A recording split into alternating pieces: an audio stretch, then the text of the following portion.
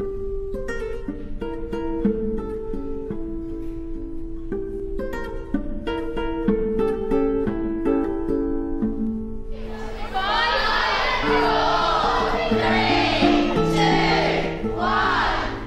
it all began, the first house meeting of the year. I spoke with Elizabeth and Scarlett as Nightingale house captains about whether they would consider supporting Great Ormond Street Hospital for Sick Children as the Nightingale House charity. I have very close links with the charity. Essentially, the hospital saved my life as a tiny baby.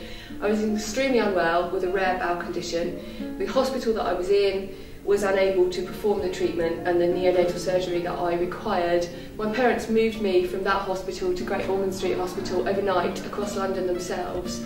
I told all this to Scarlett and Elizabeth and some other stories from my parents, and they agreed to support the charity. From there on in, it's all their own work, and I am proud and humbled and quite moved by the effort that they have both put into it and by the incredibly brave act of Elizabeth today in having her head shaved. And for the record, I think that she looks absolutely stunning. I couldn't quite believe it. I was thinking, you know, cake sale, maybe a second-hand book sale. I had no idea that she would do something so personal and make such a sacrifice herself. So my reaction was one of, emotion really. I was very moved by it, very, very impressed, as I am by all the girls in this school on a regular basis, but this seemed to be going sort of above and beyond any expectation that I had.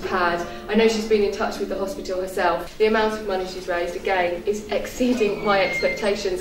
When she said she was hoping to reach £1,000, I was thought that was quite optimistic. We're exceeding that now, and I know that she's going to be continuing to collect over the next month or so, and she's now adjusted her target, and we're kind of hoping at 1,500, which for one act, for one charity, absolutely delighted. Well, I think when she came onto the stage today, but I got the sense that it was genuinely sort of sinking in what she was going to have to do. And when those clippers first went in, that's, I think, my proudest moment.